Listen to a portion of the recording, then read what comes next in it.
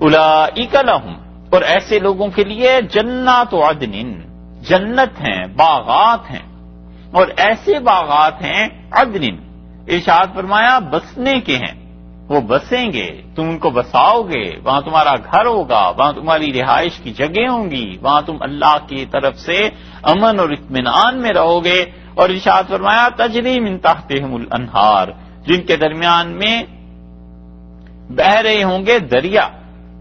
تو دریا کا بہنا کوئی تھوڑی سی زمین میں دریا تھوڑا ہی بہتا ہے کہ 50-100 ایکڑ زمین مل گئی، 50-100 ایکڑ تو ویسے ہی دریا میں ختم ہو جاتی ہے، اور دریا کا بہنا اس کا مطلب یہ ہے کہ بڑے بڑے ٹکڑے اللہ دے گا لوگوں کو، بہت بڑی بڑی سلطنتیں دے دے گا، اور چھوٹی چھوٹی خدائیاں لوگوں کی بن جائیں گی، کیونکہ آیا یہی ہے نا، دوسری جگہ اللہ تعالیٰ نے فرمایا ہے کہ ہر وہ چیز جو ان کا جی چاہے گا وہ ہوگی، تو خدائی چھوٹی سی یہی تو ہے کہ جو جی میں آئے ہو جائے کام۔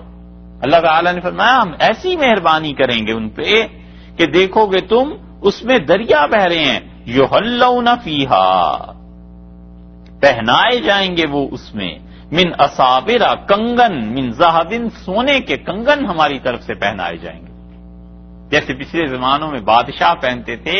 یہ اپنے اپنے ملک کی بات ہے، اپنی اپنی تہذیب کی بات ہے کہ بہت سی تہذیبیں ایسی ہیں جس میں مردوں کا زیور پہننا کوئی برا نہیں شمار کیا جاتا، اور بہت سی تہذیبیں ایسی ہیں دنیا میں جہاں مرد کا زیور پہننا اچھا نہیں سمجھا جاتا، اور یہ آخرت کی دنیا ہے۔ اللہ نے بتایا ہے کہ وہاں پر کیا کیا ہوگا، اصابر من ذہب، ہم سونے کے کنگن پہنائیں گے مردوں کو بھی۔ تو جب مرد سونے کے کنگن پہنیں گے تو ان عورتوں کو تو بہت ہی سونا چاہیے ہوگا، ہے نا،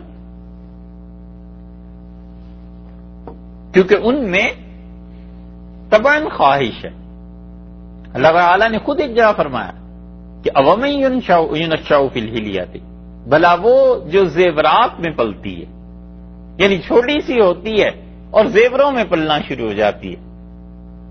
عورتوں کے متعلق فرمایا کہ تم نے اس کی حالت پر غور کیے جو زیورات میں پلتی ہے، بس وہ پیدا ہوئی تو دادی نانی اس کے لیے کوئی زیور لے آئی، وہ ذرا سی بڑی ہوئی اس کے پاؤں میں بھی زیور پہنا دیا، چوڑیاں پہنا دیں، تو وہ زندگی اس کی ایسی ہے، طلب ہے، خواہش ہے، اور وہ چاہتی ہے کہ زیورات پہنے۔ اللہ نے جتنا احسان اس پہ فرمایا اتنے ہی ماموں چچا کون کون اس کے لیے زیورات لے آتے ہیں، یہ سب چیزیں نا ان کی طبعی خواہش ہے، تو اس لیے ان کے لیے بھی اللہ کا یہ انعام ہے۔ اور یہاں فرمایا کہ وہ پہنائے جائیں گے، یحلون کا ترجمہ اب دیکھیے، یہ نہیں فرمایا کہ وہ پہنیں گے، فرمایا پہنائے جائیں گے، من اصابر من ذہب، سونے کے کنگن، ویلبسون، اور وہ پہنیں گے۔ یہاں یہ نہیں فرمایا کہ پہنائے جائیں گے، دونوں جملوں میں فرق ہے۔ ویلبسون، اور پہنیں گے، ثیابن، کپڑے، خضرن، سبز رنگ کے، من سندسن، جو بہت باریک ریشم ہوگا، واستبرقن، اور اس کے ساتھ ساتھ ہم انہیں گاڑے ریشم کے کپڑے بھی پہنائیں گے، وہ بھی دیے جائیں گے، متکئین، تکیے لگا کر بیٹھے ہوئے ہوں گے، ٹیک لگا کے، فیہا، جنت میں، علی الارائک، اریکہ پر۔ اللہ تعالی نے اہل جنت کی چیزیں بیان کی۔ پہلی بات تو یہ فرما دی کہ یحلون فیہا من اصابر من ذہب، سونے کے کنگن پہنائے جائیں گے، کیونکہ وہاں کوئی زندگی جو ہے وہ دار الجزا ہے نا، سونا تو یہاں، اور وہ بھی ہماری شریعت میں حرام، وہاں تو کوئی حرمت کی بات ہی نہیں، اور وہاں کوئی شریعت کی یہ پابندیاں تھوڑے ہی ہیں، تو اس لیے ان پابندیوں سے آزاد ہو کے انہیں بتایا گیا کہ زیورات۔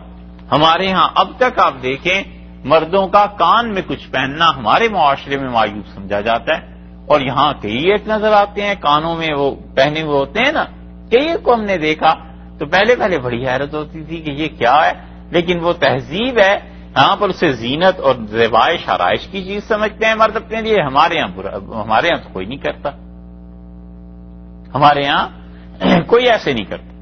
اسی طرح یہ آخرت کا معاملہ ہے، اللہ تعالی نے بتا دیا۔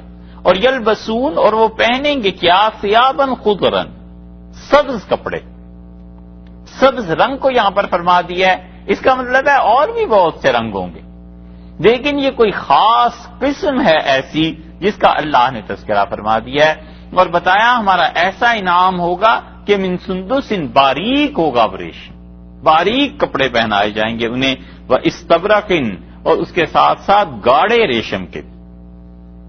استبرق کا جو لفظ ہے یہ بعض اہل لغت کہتے ہیں کہ اصل میں فارسی کا تھا اور پھر اس کی عربی بنائی گئی ہے استبرق۔ عربوں کے ہاں یہ لفظ جو ہے وہ اجمیوں سے آیا، اور ابریق یا بریق یہ چمکدار لباس کو کہتے تھے۔ تو اللہ تعالی نے فرمایا کہ یہاں موٹا ریشم اس کے بھی کپڑے ہوں گے، باریک ریشم اس کے بھی کپڑے ہوں گے، گرین کلر ہوگا ان کا، یہ سب کچھ ہم اپنی طرف سے عنایت فرمائیں گے۔ یحلون پہنائے جائیں گے، اور یلبسون پہنیں گے، دونوں میں فرق ہو گیا نا۔ کیوں آخر قرآن نے ایک آیت میں دو چیزوں کے پہنانے کا ذکر کیا اور دونوں میں لفظ مختلف کر دیے؟ ایک یہ کہ خود پہنیں گے، ایک یہ کہ پہنائے جائیں گے، کنگن پہنائے جائیں گے اور کپڑے خود پہنیں گے۔ اس پہ نظر گئی ہے امام رازی رحمۃ اللہ علیہ۔ رازی اصل میں تفسیر کے آدمی نہیں تھے، لیکن فلسفہ تھا نا پڑھا ہوا، اور وہ آدمی بھی فلسفے کے اور الہیات کے میدان کے ہیں رحمہ اللہ، تو وہ قرآن پاک کو بھی اسی باریکی سے دیکھتے ہیں، ایک ایک چیز، ایک ایک نقطہ۔ وہ کہتے ہیں پہلا ہے صیغہ مجہول کا کہ پہنائے جائیں گے۔ کون پہنائے گا؟ کوئی ذکر نہیں، پہنائے جائیں گے مطلب یہ پھر اللہ کی طرف سے پہنائے جائیں گے، اور پہنیں گے خود پہنیں گے۔ تو وہ کہتے ہیں پہنائے جائیں گے سونے کے کنگن، اس کا مطلب یہ ہے کہ اللہ تعالی کی طرف سے پہنائے جائیں گے۔ یہ جو سونے کے کنگنوں کا پہننا ہے یہ ان کے اعمال کا نتیجہ نہیں ہے، یہ محض ہمارا فضل ہے، ہماری مہربانی ہے، ہماری عنایت ہے۔ ہم اتنے خوش ہوں گے کہ حکم ہوگا سونے کے کنگن پہنائے جائیں گے، اور یلبسون یہ خود پہنیں گے۔ تو اس کا مطلب یہ ہے کہ ان کے اعمال بھی اچھے تھے، ہمارا بھی فضل ہے، لیکن ان کے اپنے اعمال اتنے اچھے تھے کہ یہ خود بخود اس بات کو ڈیزرو کریں گے ہماری رحمت اور مہربانی کے ساتھ کہ انہیں سبز لباس دیا جائے اور یہ اسے پہنے۔ تو ایک اجر وہ ہو گیا جو اللہ نے اپنے فضل و کرم سے اپنے ذمے لے لیا کہ یہ واجب ہے، یہ منیمم درجہ ہو گیا۔ اور اس کے بعد اگلا درجہ کہ اللہ اس واجب کو مزید بڑھا کر فضل کرے، مہربانی کرے، وہ اگلا درجہ پہلے ذکر کر دیا کہ ہماری طرف سے اتنی عنایات ہوں گی کہ کپڑوں کے سبز لباس کے تو یہ خود ہی مستحق ہو گئے تھے جو انہوں نے اعمال کیے تھے، ہم نے مہربانی کر دینی تھی، مگر یہ اب پہنچے تو اتنی محبت، اتنی عنایات، اتنی مہربانیاں اللہ کی ہوئی کہ حکم ہوا انہیں کنگن بھی پہناؤ، انہیں سونا بھی پہناؤ، یہ سب چیزیں انہیں دی جائیں گی۔ وَيَلْبَسُونَ ثِيَابًا خُضْرًا، اور دو قسم کے کپڑے ہیں، من سندس وَإِسْتَبْرَقٍ، ایک باریک ریشم اور ایک موٹا ریشم، یہ دونوں چیزیں انہیں دی جائیں گی۔ رسول اللہ صلی اللہ علیہ وسلم سے ایک صحابی رضی اللہ عنہ نے آ کے پوچھا، انہوں نے کہا اللہ کے رسول یہ بتا دیں کہ جنت میں کپڑے کیا لوگ بنیں گے جس طرح دنیا میں بنائے جاتے ہیں، مشین، کھڈی، اس پہ، یا وہاں پر کیا نظام ہوگا؟ تو رسول اللہ صلی اللہ علیہ وسلم نے فرمایا کہ ایک درخت ہوگا ہر ایک جنتی کے گھر میں، اور اس درخت کا پھل جب پھوٹے گا، جب اس کا پھول کھلے گا تو اس میں سے اس کا لباس برآمد ہوگا، اور آپ نے فرمایا وہ لباس پہننے کے لیے اس کے پاس جائے گا اور اپنا لباس اس سے اتار کر لے آئے گا۔ یہ چیزیں اللہ نے جنت میں فرمائی ہیں کہ دونوں قسم کا ریشم ہے، باریک بھی اور موٹا ریشم بھی، خدا کی ہر طرح کی عنایات ہیں۔ متکئین فیہا، اگلی بات یہ فرما دی کہ اس میں وہ ٹیک لگا کر بیٹھے ہوئے ہوں گے۔ ٹیک لگانا کیا؟ اس طرح سے کہ کوئی فکر نہیں، کوئی غم نہیں، کوئی چنتا نہیں، کوئی پریشانی نہیں، گپیں ہو رہی ہیں، لوگوں سے باتیں ہو رہی ہیں۔ قرآن میں دوسری جگہ آیا کہ آپ آپس میں اچھی اچھی باتیں کریں گے۔ اللہ تعالیٰ نے فرمایا ہمارے فرشتے جائیں گے، سلام پیش کریں گے، پینے کے لیے چیزیں دیں گے، اور ایسے نفیس شربت دیں گے جن شربتوں میں جن کے پینے میں کوئی چیز ایسی نہیں ہے کہ ان پہ نشہ طاری ہونے لگے، اس میں سرور کی کیفیت ہوگی، یہ سب کچھ ہماری طرف سے دیا جائے گا۔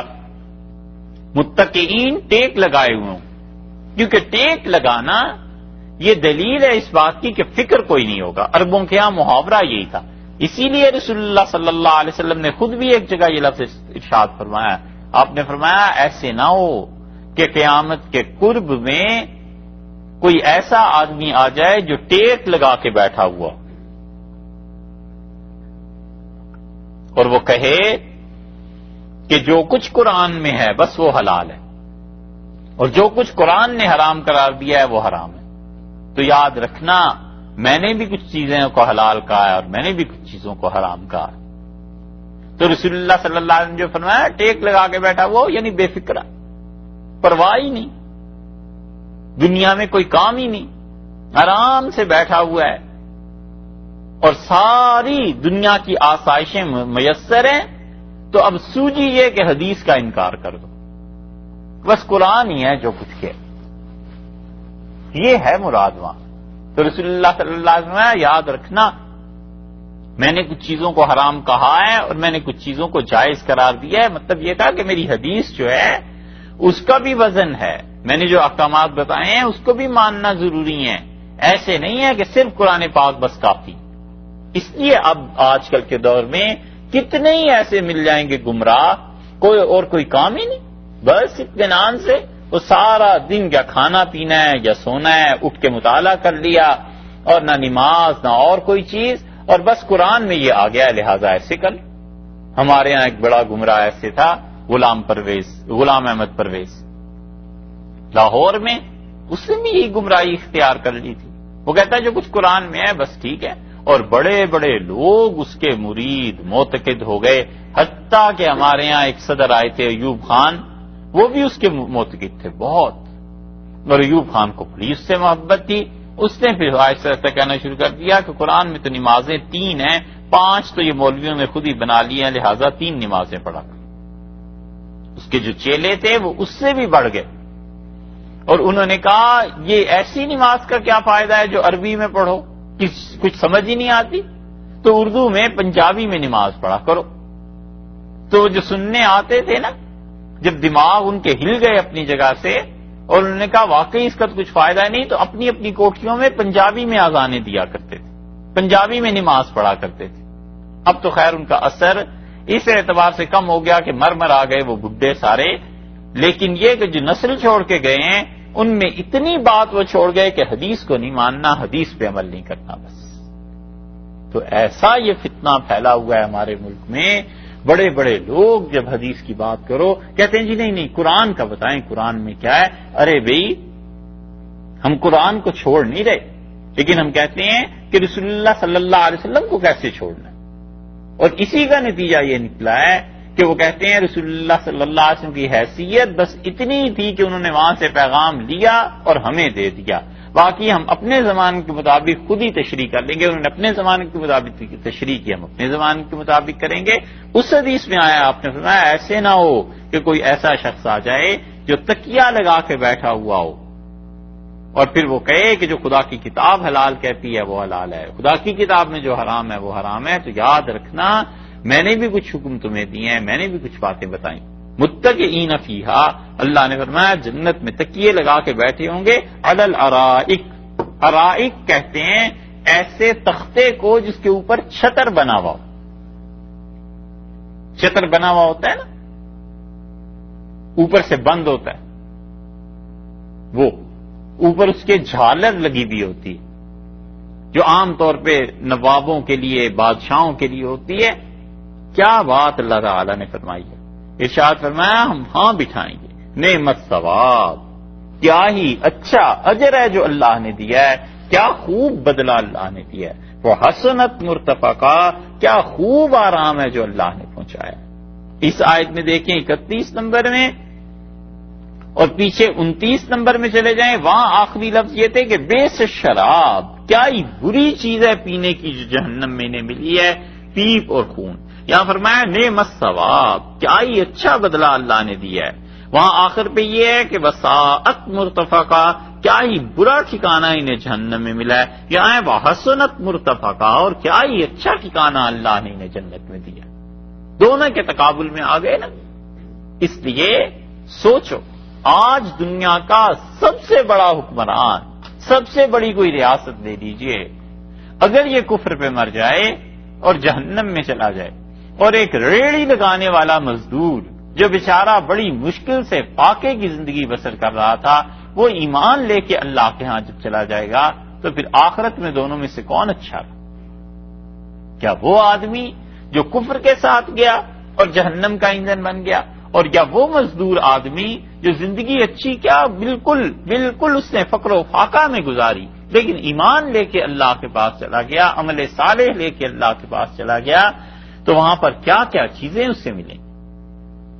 اسی لیے رسول اللہ صلی اللہ علیہ وسلم نے ایک حدیث میں فرمایا، آپ نے کہا کہ جہنم جب یہ کہے گی کہ اللہ مجھے مزید کچھ لوگ چاہیے، تو اللہ تعالی اہل جنت کو نکال دیں گے اور ان کے عوض میں کافروں کو جہنم میں پھینک دے گا، فدیے میں کافروں کو پھینک دے گا۔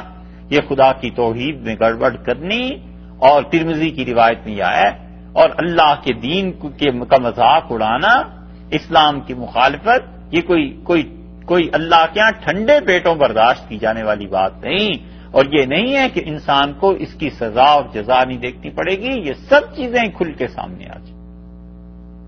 اس لیے جو لوگ کہتے ہیں نا کہ جی ہم کون سا ایسے مسلمان ہیں، ہم تو بس نسلی مسلمان ہیں، مسلمانوں کے گھر پیدا ہو گئے، نہیں ایسے کہنا چاہیے۔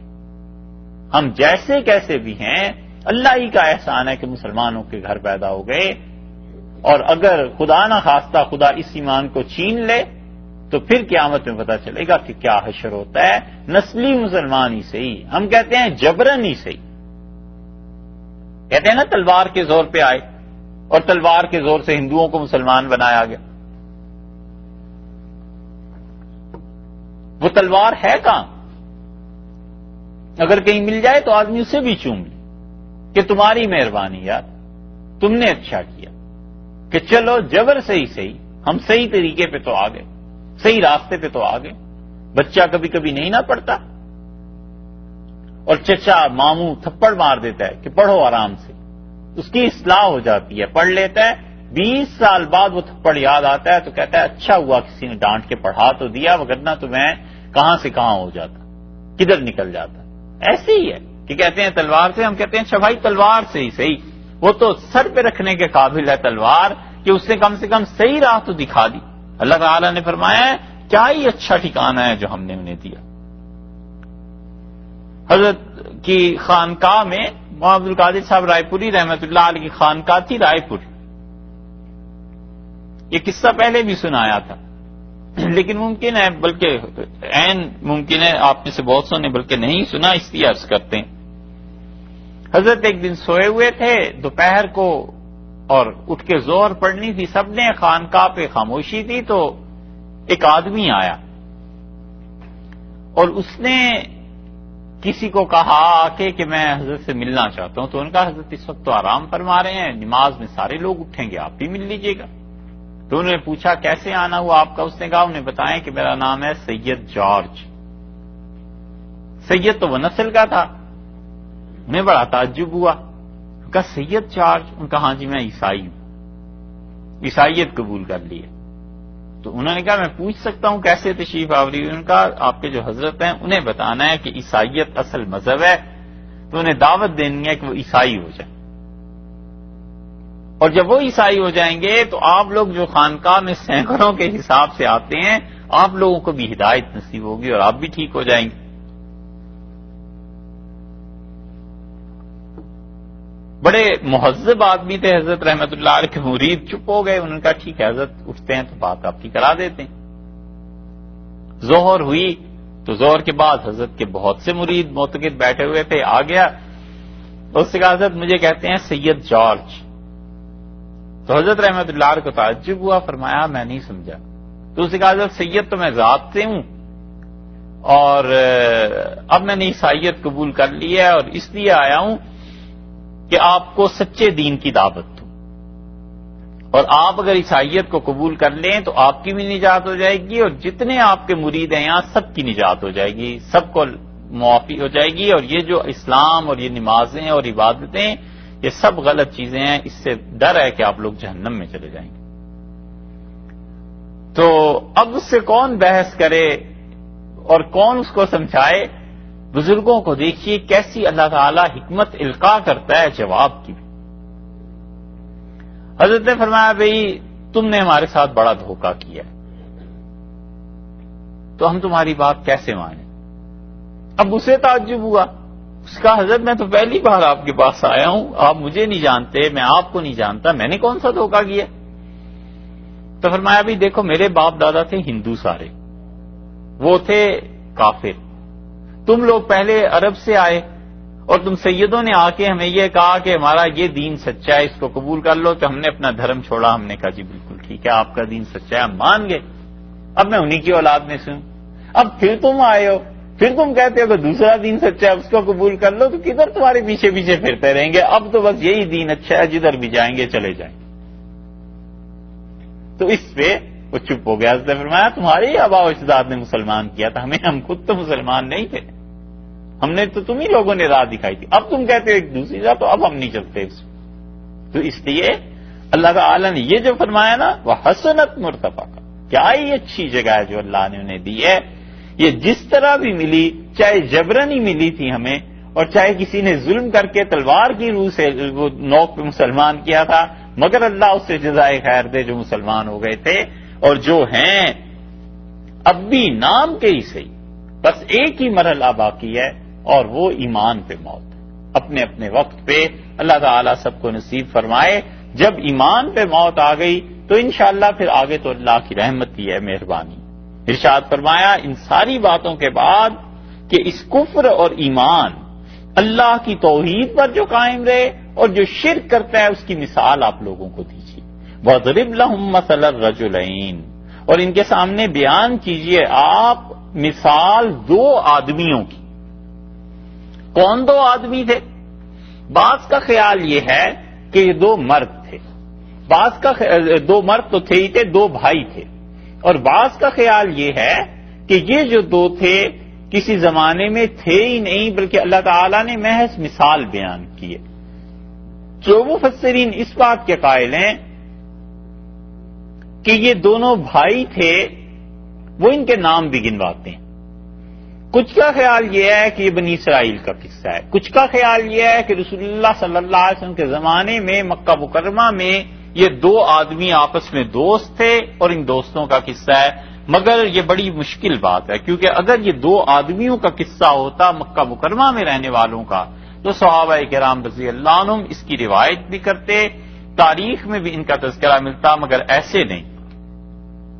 یہ جو ایک ایک لفظ پہ ٹھہر کے ہم آپ سے عرض کرتے ہیں نا، یہ اسی لیے بھائی کہ یہ کوئی واعظ نہیں ہے، یہ اسی لیے کہ ہم لوگ قرآن پاک کو جتنا بھی ہو سکتا ہے پڑھیں، یہ تعلیم ہے نا، تو ایک ایک لفظ ایک ایک چیز جتنی بھی اختصار سے مختصراً بیان ہوتی ہے اسی لیے عرض کرتے ہیں، وگرنہ تو بہت آسان ہے کہ پوری آیت کا ترجمہ کر کے آگے چل پڑیں۔ تو ایک ایک لفظ ایک ایک حرف قرآن کا بعض اوقات بڑے گہرے اس میں حقائق ہوتے ہیں۔ تو ارشاد فرمایا رجلین، دو آدمی تھے، تو تین رائے ہو گئی۔ ایک رائے یہ ہو گئی کہ سرے سے تھے ہی نہیں، اللہ تعالی نے بس مثال سے سمجھا دیا۔ ایک رائے یہ ہے کہ کسی قدیم زمانے میں تھے بنی اسرائیل میں، اور مکہ مکرمہ میں تھے، یہ سب سے زیادہ کمزور بات ہے، اگرچہ لوگوں نے ان کے نام لکھے ہیں، خود قرطبی نے بھی لکھے ہیں رحمۃ اللہ علیہ نے، لیکن مکہ مکرمہ میں اگر اتنا بڑا واقعہ ہوتا تو صحابہ کرام رضی اللہ عنہ اس کو ضرور بیان کرتے۔ اللہ تعالیٰ نے فرمایا ان دو آدمیوں، دو بھائیوں یا دو دوستوں کا، یہ بھی ہے یہ دونوں آپس میں بھائی تھے، کچھ کہتے ہیں دوست تھے، کچھ کہتے ہیں کہ دو آدمی کسی شہر میں تھے، کوئی اس کے متعلق تحقیقی بات نہیں۔ جعلنا لأحدہما، ہم نے کیا تھا ایک کے لیے، ان دونوں میں سے ایک جو تھا اس کے لیے ہم نے بنایا تھا، ہم نے کیا تھا۔ اللہ تعالیٰ نے نسبت اپنی طرف کر دی کہ ہم نے مہربانی کی تھی، ہم نے عنایت کی تھی۔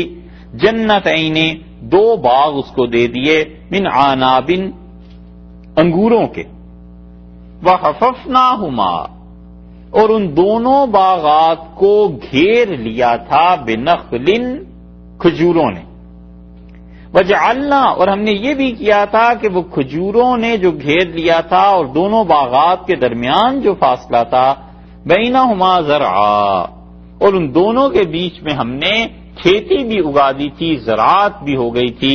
یہ ایک آدمی کو ہم نے اتنا کچھ دے دیا۔ باغ کا نقشہ کھینچا اور فرمایا کہ باغ کی جو آؤٹر وال تھی، جو چاروں طرف اس کے تھے، وہ کھجور کے درخت تھے، اور ان کے بعد انگور تھے، اور انگوروں کی بیلیں لگی ہوئی تھیں، اور بیلوں کے بعد جو باقی حصہ تھا اس پہ کاشتکاری ہوئی تھی، زراعت تھی۔ کلتل جنتین، اور یہ دونوں باغات اتت اکلہا، لاتے تھے اپنا پھل، جو بھی پیدا ہوتا تھا سال بسال ہر موسم میں اپنا پھل دیتے تھے۔ ولم تظلم، اور نہیں کوئی چیز کم ہوئی، کچھ بھی کمی نہیں ہوئی ہے ان میں، نہ ان میں کم کیا گیا ہے، منہ شیئا، اس میں سے کچھ چیز گھٹاتے نہیں تھے۔ یہ ابھی باغ ہی کی تفصیل بیان ہو رہی ہے کہ یہ دو باغ کیسے تھے۔ وَفَجَّرْنَا خِلَالَهُمَا نَهْرًا، اور ہم نے بہا دیے تھے ان دونوں کے بیچ میں نہرن، ایک دریا۔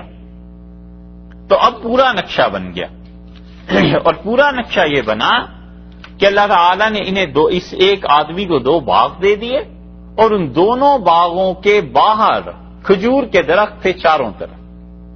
ان کھجور کے درختوں کے بعد انگوروں کی بیلیں تھیں، اس کے بعد درمیان میں کھیتی تھی، زراعت تھی، سبزیاں تھیں، پھل اور پیدا ہوتے تھے، اور اس کے بعد درمیان میں دونوں کے ایک دریا بھی بہ رہا تھا۔ یہ ساری چیزیں ہم نے ایک آدمی کو دے دی۔ یہ ہے اس باغ کا نقشہ جو اللہ تعالیٰ نے فرمایا ہے مکہ مکرمہ میں ہونا اس لیے دشوار ہے کہ مکہ مکرمہ میں دریا کہاں سے بہ گیا۔ اس لیے ان کی رائے کی کمزوری یہاں سے ظاہر ہوتی ہے، کیونکہ مکہ مکرمہ کی تو تاریخ ساری محفوظ ہے، وہاں تو کبھی دریا نہیں بہا۔ تو اللہ تعالیٰ نے پھر اس آیت کو دیکھ لیں، فرمایا ہے کہ ہم ان کے لیے مثال بیان کیجئے، آپ انہیں بتائیے کہ دو آدمی تھے، ان میں سے ایک کے لیے ہم نے کیا کر دیا تھا، دو باغات اس کو دے دیے تھے، من عناب، انگوروں کے۔ انگور عربوں میں بہت بڑی نعمت سمجھی جاتی تھی، کیونکہ یہ بناتے تھے انگور سے شراب، اور شراب جو انگوری تھی شراب وہ بہت زیادہ بکتی تھی۔ یہاں اس کی کوئی قسم ہے انگور کی شراب کی؟ وائن خاص طور پہ انگوری کی شراب کے لیے اب بھی استعمال ہوتا ہے، بائبل میں تو یہ ہے حضرت نوح علیہ الصلوۃ والسلام کے واقعے میں، لیکن یہ وائن جو ہے یہ اور کسی شراب کے لیے نہیں ہے۔ اچھا، تو یہ تھی، یہ انگوروں کے باغات ان کے لیے بہت بڑی چیز تھی، کیونکہ یہ اس سے شراب بناتے تھے، اور وہ شراب سارے عربوں میں مشہور تھی، اس وقت بھی بڑی قیمتی شراب سمجھی جاتی تھی، اب ہمارے دور میں بھی ایسے۔ وَحَفَفْنَاهُمَا بِنَخْلٍ، اور اس کے بعد فرمایا کہ ان دونوں باغات میں پھر ایک اور چیز بھی آ گئی تھی، اور وہ چیز یہ تھی کہ کھجور کے درخت تھے جو باہر لگے ہوئے تھے، اور کھجوروں کے درخت بھی ایسے کہ بہت گھنے درخت، یعنی جنہوں نے گھیر رکھا تھا ان کے ارد گرد جو تھا، تو ظاہر ہے وہ گھنے درخت ہوں گے، تو ادھر سے تاکہ کوئی داخل نہ ہو۔ اور کھجور وہ تو عربوں کا بہت مرغوب پسندیدہ چیز، کھاتے بھی تھے، لوگوں کو بھی کھلاتے تھے، اس کی شراب بناتے تھے، اس کی شربت بناتے تھے، کیا کیا چیزیں تھیں جو ان کھجوروں کے ساتھ ان کی معیشت سے وابستہ تھی۔ اللہ تعالی نے فرمایا وَجَعَلْنَا بَيْنَهُمَا زَرْعًا، اور ان دونوں کے درمیان زراعت تھی۔ ان دونوں کے درمیان کہاں؟ یعنی یہ جو دونوں باغ تھے ان میں سب سے پہلے تو باہر سے کھجوروں کے درخت لگے ہوئے تھے، اندر انگور تھے، پھر ان دونوں کے درمیان جتنا فاصلہ تھا زمین تھی، اس ساری زمین پہ زراعت تھی، مختلف قسم کی سبزیاں لگا رکھی ہوں گی، پھل لگا رکھے ہوں گے، کاشتکاری جو بھی کرتا تھا، قرآن نے زرع کا لفظ کہہ کے ساری زراعت کو گھیر لیا کہ اس کے درمیان بہرحال اس کے پاس جو زمین تھی اس میں کچھ چیزیں پیدا ہوتی تھی۔ پھر فرمایا یہ باغ اتنے اچھے تھے کہ کلتل جنتین اتت اکلہا، یہ دونوں باغات اپنی پوری کی پوری فصلیں پیدا کرتے تھے، ولم تظلم منہ شیئا، اور کچھ چیز اس میں کم نہیں ہوتی تھی۔ اس کا مطلب ہے جب کھجوروں کا موسم آتا تھا تو بھرپور کھجوریں اترتی تھی، جب انگور کا موسم آتا تھا تو بھرپور انگور پیدا ہوتے تھے، دونوں کے درمیان میں جو کاشتکاری تھی وہ بھی بہت عمدہ طریقے پہ ہوتی تھی۔ یہ سب چیزیں کچھ مفسرین نے ایک اور رائے بھی دی، وہ کہتے ہیں اللہ تعالیٰ کا یہ خاص طور پر فرمانا کہ کلتل جنتین آتت اکلہا، یہ دونوں باغات اپنا پھل بھرپور طریقے پہ لاتے تھے، تو وہ کہتے ہیں اس کا مطلب یہ بھی ہے کہ وہاں ممکن ہے باغ میں سال میں 2 مرتبہ پھل پڑتے ہیں، کیونکہ اللہ تعالیٰ کا یہ فرمانا کہ وَلَمْ تَظْلِمْ مِنْهُ شَيْئًا، اس سے کوئی چیز کم نہیں ہوتی تھی، خاص طور پہ کہنا تو اس کی پیداوار کے زیادہ ہونے کی طرف اشارہ ہے، اور بہت زیادہ ہونے کی طرف تو سال میں 2 مرتبہ بھی پھل دیتے ہوں۔ اور یہ ہو سکتا ہے، اس کی ایک دلیل تو یہ ہے کہ اللہ تعالیٰ نے خود جب ذکر فرمایا تو ممکن ہے اللہ نے اس کے لیے کیا ہو، اور ایک اس طرح بھی ہے کہ حضرت انس رضی اللہ عنہ کا باغ تھا مدینہ منورہ میں، اور وہ سال میں 2 مرتبہ پھل لاتا تھا۔ رسول اللہ صلی اللہ علیہ وسلم کی خدمت میں حضرت انس رضی اللہ عنہ کی والدہ نے پیش کیا اور کہا اللہ کے رسول یہ میرا بیٹا آپ کی خدمت کرتا ہے، اور حضرت انس رضی اللہ عنہ کہتے ہیں میری عمر 10 سال کی تھی جب میں رسول اللہ صلی اللہ علیہ وسلم کی خدمت میں گیا، اور یہ ہجرت کے بعد، اور نبی کریم صلی اللہ علیہ وسلم کی 9 سال تک میں نے خدمت کی ہے، تو 19 برس کے تھے یہ جب رسول اللہ صلی اللہ علیہ وسلم کا انتقال ہوا ہے، یا 20 برس کے تھے، اور دونوں ہاتھ دکھاتے تھے اور کہتے تھے ان ہاتھوں سے میں نے خدمت کی۔ حضرت انس رضی اللہ عنہ سے رسول اللہ صلی اللہ علیہ وسلم کو بڑی محبت تھی۔ ایک دن فرمایا حضرت انس رضی اللہ عنہ سے کچھ مانگو، انہوں نے کہا اللہ کے رسول جنت میں اپنے ساتھ لے جائیں، کہ کئی ایک صحابہ رضی اللہ عنہ کی روایات میں آتا ہے، ایک روایت حضرت کعب رضی اللہ عنہ کی اور دوسری روایت یہ، تو رسول اللہ صلی اللہ علیہ وسلم نے فرمایا اچھا انس قیامت کے دن تم میرے پاس آ جانا۔ تو انہوں نے عرض کیا کہ آپ کہاں ہوں گے؟ تو رسول اللہ صلی اللہ علیہ وسلم جہاں امت کے اعمال تل رہے ہوں گے میں وہاں ہوں گا۔ ترمذی میں آتا ہے انہوں نے عرض کیا اگر وہاں نہ ہو تو آپ نے فرمایا اللہ تعالیٰ کے پاس، انہوں نے عرض کیا وہاں بھی نہ ہو تو آپ نے فرمایا پل کے پاس، تو انہوں نے عرض کیا وہاں بھی نہ ہو تو آپ نے فرمایا نہیں 3 جگہوں میں سے ایک جگہ تمہیں ضرور مل جاؤں گا، اور پھر ان کا ہاتھ پکڑا اور آپ نے فرمایا میں تمہیں اس طرح ہاتھ پکڑ کے اللہ کے سامنے لے جاؤں گا اور کہوں گا کہ انس نے میری خدمت کی ہے، اسے میرے ساتھ جنت میں بھیج دیں۔ اور اس پہ انس رضی اللہ عنہ کا اتنا مقام تھا کہ کسی نے ان سے رسول اللہ صلی اللہ علیہ وسلم کا حلیہ پوچھا جب انس رضی اللہ عنہ کی عمر 80 سال سے زیادہ ہو گئی، تو انہوں نے کہا مجھ سے پوچھتے ہو؟ اور اللہ کی قسم جب سے رسول اللہ صلی اللہ علیہ وسلم کا انتقال ہوا ہے کوئی رات مجھ پہ ایسی نہیں گزری جب خواب میں وہ آ کے مجھے نہ ملے، میں تو انہیں روز ہی دیکھتا ہوں، تو تم مجھ سے پوچھتے ہو ان کا حال اور حلیہ کہ وہ کیسے تھے؟ یعنی مطلب یہ کہ کام بھول سکتا ہے آدمی۔ تو انس رضی اللہ عنہ کی والدہ نے پیش کیا اور کہا یہ میرا بیٹا آپ کی خدمت کرتا ہے، اس کے لیے دعا کر دیں۔ تو رسول اللہ صلی اللہ علیہ وسلم اللہ انس کی مال میں برکت دے دے اور اس کی اولاد میں بھی برکت دے دے اور اس کی عمر میں بھی برکت دے دے۔ تو انس رضی اللہ عنہ نے سنایا اور کہنے کہ عمر تم دیکھ ہی رہے ہو کہ اب 100 کے قریب ہو گئی، اور میری اولاد کا یہ حال ہے کہ میرے پوتے پوتیاں نواسے نواسیاں 120 سے زیادہ ہیں جنہیں میں خود دفن کر چکا ہوں، اور کہاں کہاں یہ پھیل گئے ہیں مجھے نہیں پتا۔ اور مال کا پوچھتے ہو تو وہ تو اتنا اللہ نے دیا ہے کہ مدینہ منورہ میں میرا باغ سال میں 2 مرتبہ پھل دیتا ہے، سخت گرمی میں بھی اور سخت سردی میں بھی، اور یہ رسول اللہ صلی اللہ علیہ وسلم کی دعا کا اثر ہے۔ تو اس لیے ممکن ہے اس کے باغ میں ہوتا ہو، کوئی بعید بھی نہیں ہے۔ بہرحال اللہ تعالی نے بتایا کہ اس کے باغ میں ایسے بھرپور پھل آتے تھے، وَفَجَّرْنَا خِلَالَهُمَا نَهْرًا، اور ان دونوں باغات کے درمیان دریا بھی تھا، یعنی اگر بارش نہیں ہوتی تو پانی بھی اتنا وافر مقدار میں تھا کہ اپنے ان باغات کو سیراب کر سکتا تھا۔ پھر اس کے بعد وَكَانَ لَهُ ثَمَرٌ، اور اس انسان کے پاس کیا تھا؟ اس کے لیے ثمر، کان لہو ثمر، اس کے پاس اس کا پھل بھی تھا۔ ثمر کہتے تو ہیں پھل کو، لیکن یہاں مراد یہ ہے، مفسرین کہتے ہیں کان لہ ثمر، اس کے پاس ان باغات کے علاوہ بھی دولت تھی. تو باغ کے علاوہ اس کے پاس سونا، چاندی، نقدی، حیوانات. ظاہر ہے جب آدمی زراعت کرتا ہے، باغات رکھتا ہے، تو اس کے ساتھ جانور بھی خرید لیتا ہے. یہ سب کی سب چیزیں اس کے پاس تھیں. اس کا مطلب یہ ہوا کہ خوب کھاتا پیتا انسان تھا.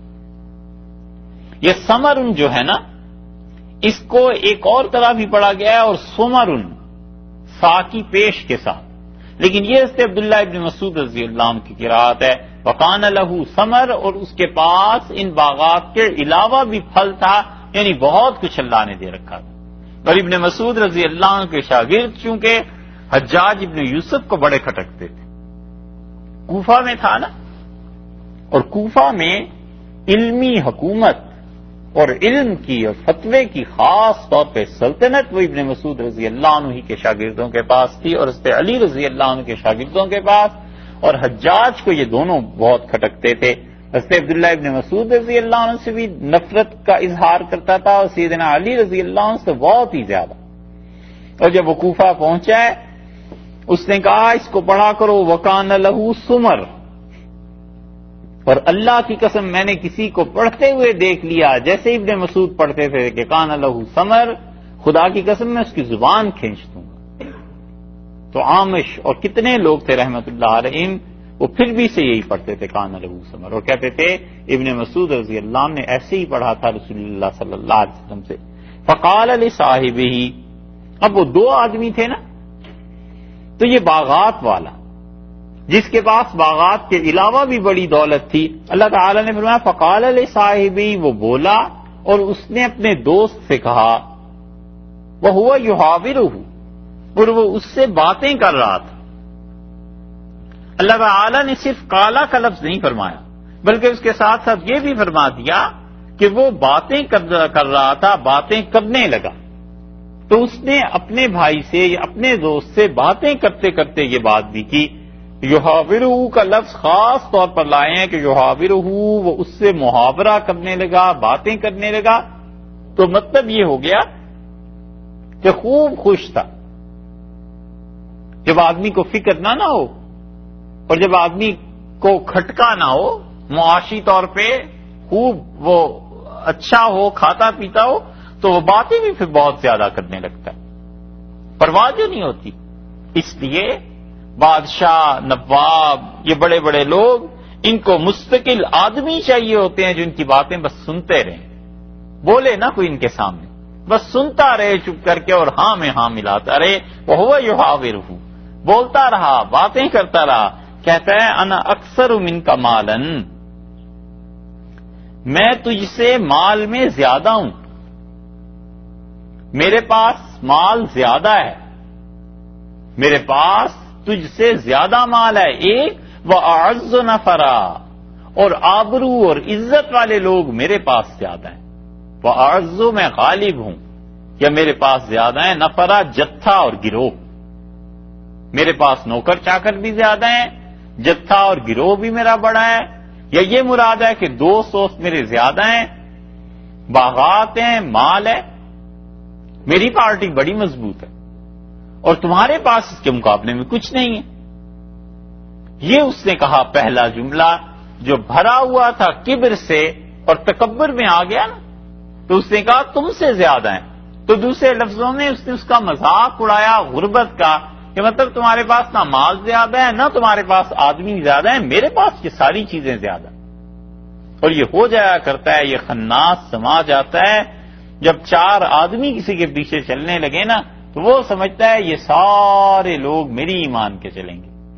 یہ لیڈرز کے ساتھ بھی ہوتا ہے، سیاسی جو ہوتے ہیں نا لیڈرز، ان کے جلسے جو ہوتے ہیں، تو کبھی کبھی بے وقوف یہ بھی سمجھنے لگتے ہیں کہ یہ سارے ہمارے ووٹرز ہیں.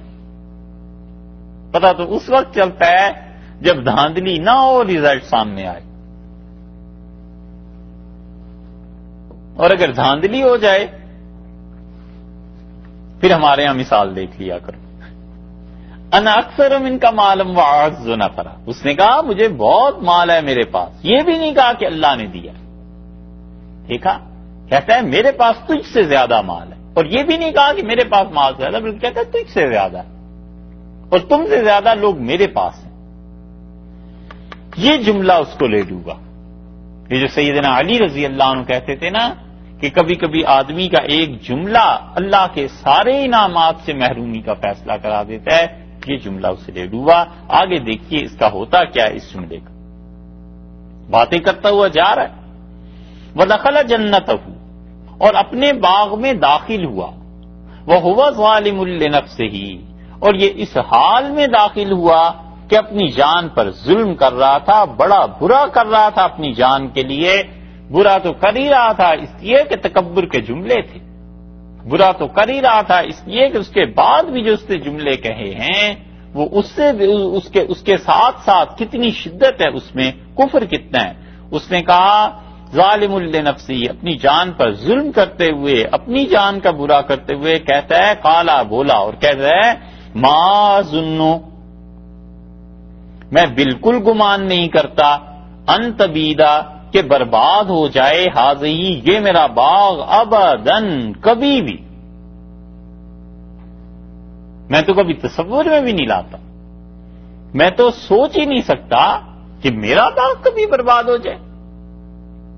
یہ دیکھا، یہ اصل میں اللہ کی توحید کے مسئلے پہ کلام کر گیا، کیونکہ اس نے دیکھے اسباب طبعی. یہ بات ہے سمجھنے اور سمجھانے کی یہاں کہ اس نے اسباب میں دیکھا کہ کوئی کمی نہیں، کھجوریں ہیں وہ ٹھیک ہیں، اور جتنے پھل پڑتے ہیں یہ سب ٹھیک ہیں. اگر کوئی کمی بیشی ہو سکتی ہے تو وہ پیسے سے پوری ہو سکتی ہے، پیسہ میرے پاس ہے، وکان لہو ثمر، اور اس کے پاس تو بہت مال تھا. پانی ہے وہ ہے، موسم ٹھیک ٹھاک ہے. یہ ساری چیزیں اسباب اور وسائل جمع ہیں، اور ان کے ہوتے ہوئے کون ہے جو اس باغ کو برباد کر سکتا ہے؟ اللہ کو چھوڑ دیا اور باقی طبعی اسباب پر نتائج کو اس نے سمجھا کہ یہ اصل چیز ہو گئی، اور یہ اسباب طبعی کون معطل کر سکتا ہے؟ یہ اسی طرح کا بڑا جملہ ہے جیسے حکومت برطانیہ کہتی تھی جب ہندوستان میں حکومت تھی نا، کہتے تھے ہماری سلطنت کو کون تباہ کر سکتا ہے، یہاں تو سورج نہیں ڈوبتا ہماری حکمرانی. اور اب ایسی ہے کہ سورج چڑھتا نہیں.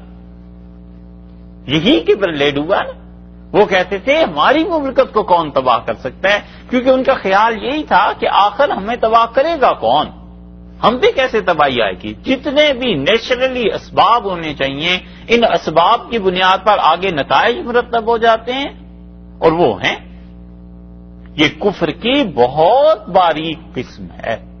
اللہ کے ساتھ شرک کی بہت باریک قسم ہے کہ کوئی آدمی یہ سوچنے لگے کہ یہ اسباب اختیار کر دیے جائیں اور اس کے مقابلے میں نتیجہ لامحالہ یہی نکلے، تو وہ آدمی اللہ کے ساتھ شرک پر آ جاتا ہے غیر محسوس طریقے سے. آپ آج کی دنیا کو دیکھیں، یہ سب کہتے ہیں کہ اس ریشو میں یہ چیز ملاؤ، مشین چلے گی، اس سے یہ چیز برآمد ہو جائے گی. اتنے ٹیمپریچر پہ یہ چیز رکھیں، انڈے ہیں یہ ٹیمپریچر ہوگا، اس سے چوزے بن جائیں گے. لیکن کوئی پوچھے کہ یہ تم انڈے رکھ رہے ہو اور یہ جو چوزے بنا رہے ہو اور یہ ٹیمپریچر اور یہ مشین، یہ بھی کسی اللہ نے سکھائی تھی یا نہیں سکھائی تھی؟ اللہ نے کسی کے دماغ میں ڈالا تھا نا. تو اسباب پر نتائج کا مرتب ہونا اگرچہ وہ 100% صحیح ہے، مگر اس میں سے اللہ کو نکال دینا اور اللہ کا خیال نہ کرنا یہ کفر ہے. اس لیے خدا کی توحید اتنی باریک ہے کہ آدمی پوری طرح یقین جانے، یقین سے مانے کہ سارے اسباب ہونے کے باوجود اگر اللہ چاہے گا تو نتیجہ مرتب نہیں ہونے دے. حکمران کے دماغ میں ہی بات نہیں آتی. وہ کہتا ہے میری اسٹیٹ کو کیسے نقصان پہنچ سکتا ہے، ہمارے سارے لوگ خوش ہیں، اندر سے بغاوت نہیں ہو سکتی، فوج بغاوت نہیں کر سکتی، اسلحہ اتنا ہے، ہمارے اوپر کوئی غالب نہیں آ سکتا، ہم جس کو چاہیں جس کو ہم سے لڑا دیں، کون ہے جو ہمیں چیلنج کر سکتا ہے؟ اور وہ سمجھتا نہیں ہے کہ ان سارے اسباب کے پیچھے اللہ کی طاقت ہے. اللہ چاہے تو انہی لوگوں کے دل کو پھیر کے اس کے خلاف کر دے، اور اللہ چاہے تو براہ راست پکڑ لے، اور اللہ چاہے تو براہ راست کسی عذاب کو بھیج دے، اور اللہ تعالیٰ چاہے تو کسی قوم کو اور غالب کر کے ان پہ مسلط کر دے. یہ جو اسباب کے چکر میں پھنس کے آدمی اس کے نتیجے پر غور نہیں نہ کرتا، اور پھر ان اسباب اور اس کے نتائج دونوں کی اصل اللہ سے نہیں مانتا، یہ آدمی شرک میں گھس جاتا۔ اس لیے جتنے اسباب اور وسائل ہیں اور جتنے ان کے نتائج ہیں، دونوں میں مؤثر اللہ کو ماننا چاہیے۔ یونان والے بھی یہ شرک کرتے تھے کہ وہ اسباب اور وسائل کے متعلق سمجھتے تھے کہ جب سبب اختیار کر لیا آٹومیٹیکلی اس کے ریزلٹس آتے رہیں گے، ڈپلیکیٹ ہوتے رہیں گے، اور وہ درمیان میں سے اللہ کی ذات کو نکالتے تھے۔ یہ اس نے کرتوت کیا ہے۔ کہتا ہے ما اظن ان تبید هذه ابدا، میرے تو یہ باغ کبھی بھی برباد نہیں ہو سکتا۔ آخر کیسے ختم ہوگا؟ کوئی وجہ ہو؟ کوئی وجہ ہی نہیں ہے۔ یہی چیز لینن بھی کہتا تھا، یہ سوشلسٹ بھی یہی کہتے تھے کہ یہ کیسے برباد ہو سکتا ہے۔ یہ عباسی بھی کہتے تھے، مسلمانوں کے جو خلفاء تھے نا سلطنت عباسیہ کے، یہ تو ان میں مشہور تھا۔ 600 سال تو ہو گئے تھے انہیں حکومت کرتے ہوئے، تو کوئی پوچھتا تھا ان سے آخری دور میں جب 2-3 صدیاں گزر گئیں، کب سے یہ شروع ہوئے تھے؟ دوسری صدی سے، اور کہاں تک یہ گئے ہیں؟ تو کوئی پوچھتا تھا کہ تمہارے بعد حکومت، تو وہ کہتے ہیں ہم سے تو حکومت حضرت عیسیٰ علیہ السلام ہی آ کے لیں گے بس قیامت کے قرب میں، وگرنہ ہماری سلطنت کو کیا خطرہ ہے؟ اب کوئی صورت ہوتی، کوئی زندہ انہیں کرتا اور ان سے پوچھتا کہ اب کیا ہو گیا؟ 600 سال سے زیادہ نہیں چلے۔ یہی چیزیں کہ وہ کہتا ہے ما اظن ان تبید هذه ابدا، اللہ کی توحید پر کلام کرنے لگا مسئلے پہ، اور کہتا ہے کبھی برباد ہو جائے یہ باغ، ہو ہی نہیں سکتا۔ وما اظن الساعة قائمة، اور میں گمان کرتا ہوں کہ قیامت کبھی آئے گی ہی نہیں۔ آیا نا پھر دوسرے کفر پہ، پہلے کبر کی جملہ کا، پھر اللہ کی ذات کا انکار، پھر کہتا ہے وما اظن الساعة قائمة، میرا خیال ہے قیامت تو کبھی قائم ہی نہیں ہوگی۔ اب ایسے سمجھ لیجئے جیسے آپ ہمیشہ کہیں فون کرتے رہیں، مثلا گھر میں فون کرتے ہیں ضرور کوئی نہ کوئی اٹھا لیتا ہے، آدمی عادی ہو جاتا ہے کہ گھر والے کوئی نہ کوئی فون اٹھا لے گا۔ 5 سال بعد ایک دن آپ فون کرتے ہیں اور کوئی نہیں اٹھاتا، فون خراب ہو گیا تھا یا کوئی گھر پہ نہیں تھا، شاک لگتا ہے کہ رے یہ کیا ہو گیا؟ یہاں تو ہمیشہ کوئی نہ کوئی فون اٹھاتا ہے۔ یہ چیز ہے کہ لوگ یہ سمجھتے ہیں اسباب کو اختیار کر لو، اس کے نتیجے میں جو چیز ریزلٹس ہیں وہ آنے ہی ہیں۔ اللہ نے منع کر دیا ہے کہ اللہ ہی چاہے گا تو ان اسباب پہ نتائج کو مرتب کر دے گا۔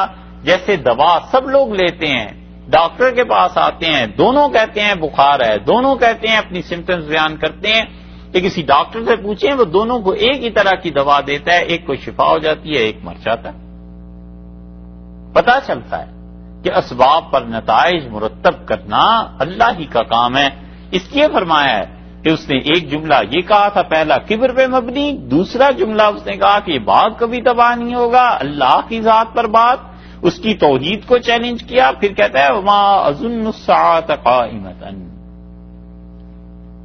اور تیسری بات اس نے کی، اس نے کہا میں سمجھتا ہوں قیامت تو کبھی آئے گی نہیں، اور کہتا کیا ہے کہ مجھے خیال ہی نہیں آتا اس چیز کا، میں نے تو کبھی سوچا ہی نہیں، میرا خیال ہے کبھی بھی قیامت نہیں آئے گی۔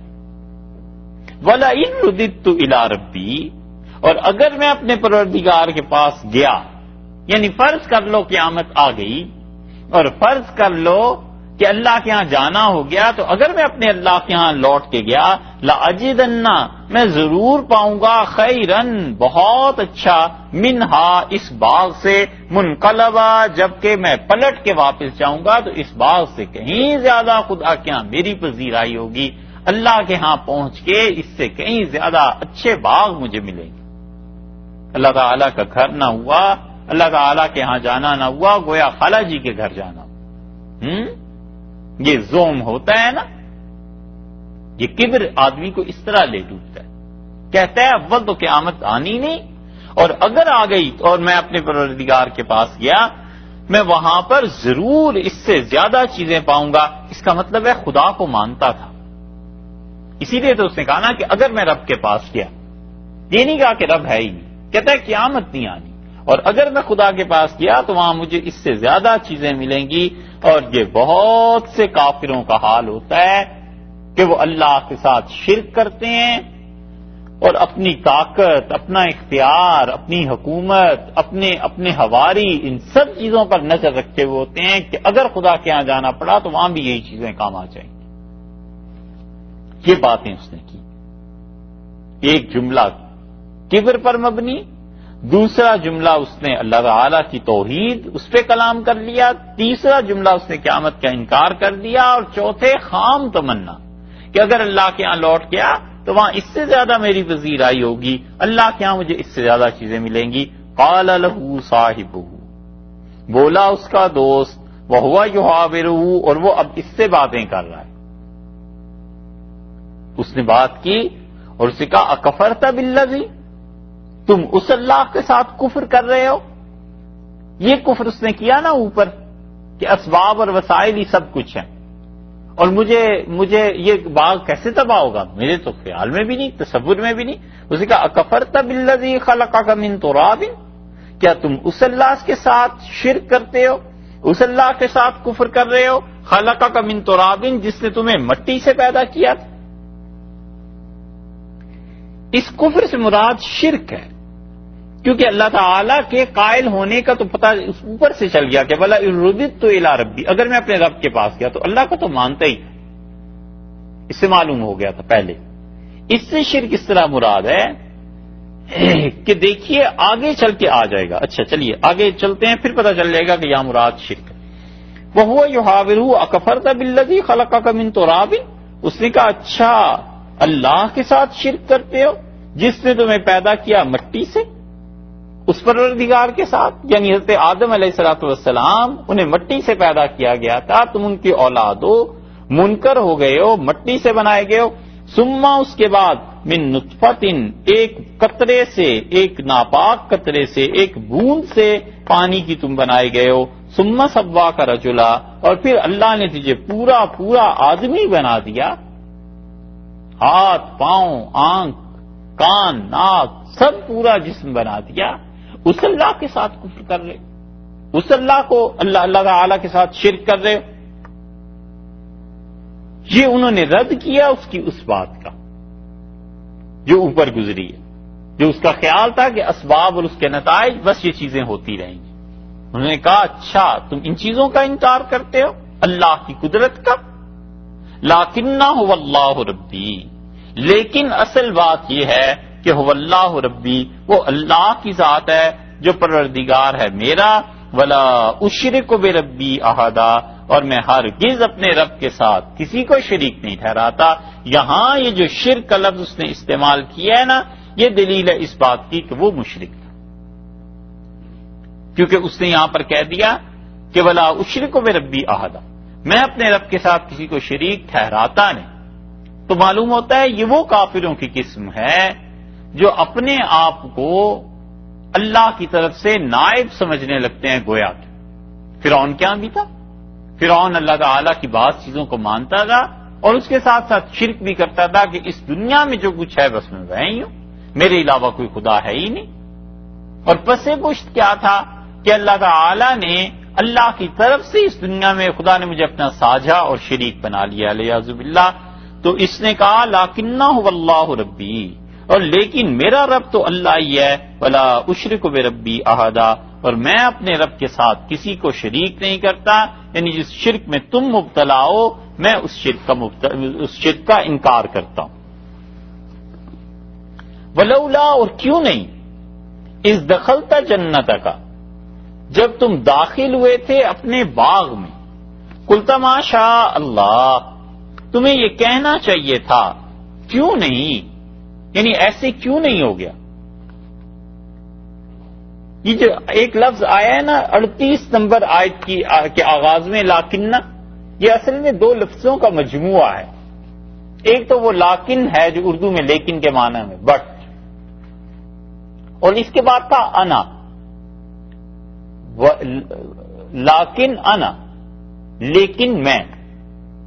تو ان دونوں کو اکٹھا کر دیا اس لیے یہ لفظ بن گیا لاکنہ.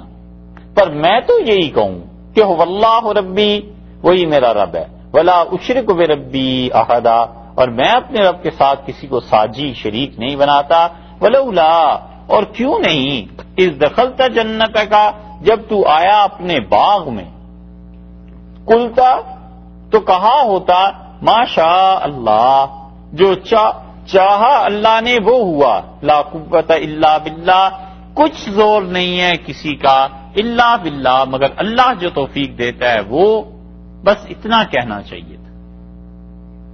اس سے کہا کیوں نہیں جب تم اپنے باغ میں داخل ہوئے تو تم نے یہ لفظ کہے کہ ما شاء اللہ، یہ سب چیزیں اللہ کے لیے ہیں، اللہ کی ہیں، جو اللہ نے چاہا وہ ہوا، لا قوت الا باللہ، مگر یہ کہ اللہ تعالیٰ ہی طاقت دیتا ہے اور اصل طاقت اسی کی ہے۔ یہ وہ فکرہ ہے جو حدیث میں آیا ہے، رسول اللہ صلی اللہ علیہ وسلم نے جو فرمایا نا، لا حول ولا قوت الا باللہ، یہ اصل میں وہی جملہ ہے کہ لا حول، مجھ میں کسی گناہ سے بچنے، کسی نیکی کے کرنے کی قدرت نہیں، ولا قوت، اور نہ ہی کسی گناہ سے بچنے کی قوت ہے، الا باللہ، مگر اللہ کی توفیق سے۔ امام مالک رحمۃ اللہ علیہ مدینہ منورہ میں انہوں نے وہ گھر خریدا تھا جو حضرت عبداللہ ابن مسعود رضی اللہ عنہ کا تھا، اور اس میں رہتے تھے، اور امام مالک رحمۃ اللہ علیہ نے اپنے گھر کے دروازے پر یہ آیت لکھوا لی تھی، ولولا اذ دخلت جنتک قلت ما شاء اللہ لا قوت الا باللہ، اور کیوں نہیں جب تم اپنے باغ میں داخل ہوئے تو تم نے کہا ما شاء اللہ، اللہ ہی کا ہے جو چاہا اللہ نے، اور لا قوت الا باللہ، کوئی طاقت نہیں ہے، کچھ زور نہیں ہے، مگر جو کچھ اللہ کی طرف سے ہے، یہ چیزیں ہیں۔ تو کسی نے امام مالک رحمۃ اللہ سے کہا کہ یہ تو اس کے باغ کی مسئلہ کا معاملہ ہے، تو انہوں نے کہا آدمی کے لیے اس کا گھر اس کی جنت ہی ہوتے ہے، اس کا باغ ہی ہوتا ہے۔ اسی لیے اس جملے کی حدیث میں بہت تعریف آئی۔ حضرت ابو ہریرہ رضی اللہ عنہ کہتے ہیں کہ رسول اللہ صلی اللہ علیہ وسلم نے فرمایا کہ میں تمہیں ایک ایسی چیز بتاؤں جو جنت کے خزانوں میں سے ہے، تو میں نے کہا اللہ کے رسول ضرور، اور آپ نے فرمایا وہ ہے لا حول ولا قوت الا باللہ، اور آپ نے فرمایا جب آدمی پڑھتا ہے لا حول ولا قوت الا باللہ، اللہ کسی گناہ سے بچنے کی اور کسی نیکی کے کرنے کی طاقت مجھ میں نہیں ہے مگر خدایا تیری توفیق سے ہوتا ہے، تو اللہ تعالیٰ فرماتے ہیں کہ اسلم عبدی، میرے بندے نے اقرار کر لیا میری طاقت کا، بس تسلما، اور میرے بندے نے اپنے آپ کو میرے سامنے جھکا دیا، اپنی قوت اور طاقت سے دستبردار ہو گیا۔ اسی لیے ایک اور جگہ آیا کہ رسول اللہ صلی اللہ علیہ وسلم نے فرمایا میں تمہیں تعلیم دوں، اور آپ نے فرمایا کثرت سے یہ پڑھا کرو لا حول ولا قوت الا باللہ، اور یہ بھی بتایا کہ انسان کے گناہ اس سے معاف ہو جاتے ہیں۔ حضرت عائشہ رضی اللہ عنہا کی روایت میں آتا ہے، وہ فرماتی تھیں کہ یعنی رسول اللہ صلی اللہ علیہ وسلم نے یہ کہا ان سے کہ جب کوئی آدمی اپنے گھر سے نکلے اور اس نے یہ پڑھ لیا کہ بسم اللہ توکلت علی اللہ ولا حول ولا قوت الا باللہ، تو فرشتے اس کو کہتے ہیں کہ یہ آدمی اس نے اپنے آپ کو بس محفوظ کر لیا، اور لا حول ولا قوت الا باللہ سے پہلے جملے بس دو ہی ہیں کہ بسم اللہ توکلت علی اللہ، اللہ کے نام کے ساتھ میں اللہ پہ بھروسہ کرتا ہوں۔ سے عائشہ رضی اللہ عنہا کی روایت میں آتا ہے کہ جب کوئی آدمی اپنے گھر سے نکلتا ہے اور کہتا ہے بسم اللہ، تو فرشتہ کہتا ہے کہ اللہ نے تمہیں ہدایت دے دی، صحیح راہ پہ چل رہے ہو، اور پھر وہ جب کہتا ہے ماشاء اللہ، جو اللہ نے چاہا وہ ہوا، تو وہ کہتا ہے تمہارے لیے کافی ہے، یعنی تم نے اللہ تعالیٰ کی قوت کا اقرار کر لیا، اور جب وہ کہتا ہے کہ لا قوت الا باللہ، تو فرشتہ کہتا ہے اب اللہ تمہاری حفاظت کر لے گا۔ تو یہ بتایا ہے رسول اللہ صلی اللہ علیہ وسلم نے کہ جب آدمی اپنے گھر سے نکلے کہیں کام کے لیے جا رہا ہے کسی اور چیز کے لیے، تو وہ یہ پڑھے کہ بسم اللہ توکلت علی اللہ لا حول ولا قوت الا باللہ۔ حضرت انس رضی اللہ عنہ کی روایت میں آتا ہے رسول اللہ صلی اللہ علیہ وسلم نے جب تم کسی چیز کو دیکھو اور تمہیں اچھی لگے اور ڈرو کہ اسے نظر لگ جائے گی، تو آپ نے فرمایا بس تم یہ پڑھ لیا کرو کہ ما شاء اللہ لا قوت الا باللہ، یہاں آ گیا نا ما شاء اللہ لا قوت الا باللہ، فرمایا پھر نظر نہیں لگتی۔ اس لیے کئی مرتبہ بچے اچھے لگتے ہیں، گھر اچھا لگتا ہے، اپنی جاب اچھی لگتی ہے، اور بہت سی چیزیں یہ پڑھ لینا چاہیے. رسول اللہ صلی اللہ علیہ وسلم اس سے نظر نہیں لگتی. یہ چیزیں تو اس نے کہا کیوں نہیں جب اپنے گھر میں داخل ہوئے اپنے باغ میں تو تمہیں چاہیے تھا یہ پڑھ لیتے کہ ماشاء اللہ لا قوت الا باللہ ان ترانی، اگرچہ تو مجھے دیکھتا ہے انا اقل منک مالا، میرے پاس مال تجھ سے تھوڑا ہے، وولدا، اور میری اولاد بھی تجھ سے کم ہے. میری اولاد کم ہے، میرے پاس مال بھی کم ہے، لیکن دیکھو تم جو اپنے باغ میں داخل ہوئے ہو تو کیوں نہیں یہ پڑھا کہ جو کچھ بھی یہ ظاہر ہو رہا ہے اس باغ میں یہ اصل میں اللہ کی قوت اور طاقت ہے. غور کیجئے اس جملے کہ اس نے کہا کیوں نہیں تم نے یہ پڑھا کہ ماشاء اللہ جو اللہ نے چاہا وہ ہو گیا. تو مطلب یہ ہوا کہ تم نے کیوں نہیں آخر یہ غور کر لیا کہ یہ جتنے باغات ہرے بھرے تمہیں نظر آ رہے ہیں، کھجوروں کے، انگور کے، زراعت کے، اور یہ مویشی اور جانور، سب چیزیں یہ اصل میں اللہ کی طاقت ہے جو فاعل حقیقی ہے، اس کی طاقت اور قوت کی وجہ سے یہ سب کچھ ہے. اور تم اللہ کو چھوڑ کے اس چکر میں پڑ گئے ہو کہ اسباب ہیں اور اسباب پہ نتائج مرتب ہو رہے ہیں. اللہ کی ذات جب چاہے اسباب پر نتائج کو معطل کر دے، بیکار کر دے. اگر ہر سبب پہ نتیجہ اسی طرح برآمد ہونے لگے بغیر اللہ کی مشیت کے اور بغیر اللہ کے چاہنے کے تو دنیا میں ناکامی کبھی بھی نہ ہوا کرے. تو اس نے اسے توجہ دلائی، اس نے کہا یہ شرک نہ کرنا کہ تم یہ کہتے ہو کہ تمہارے پاس مال زیادہ ہے اور طاقت زیادہ ہے، اس چیز میں نہ پڑنا.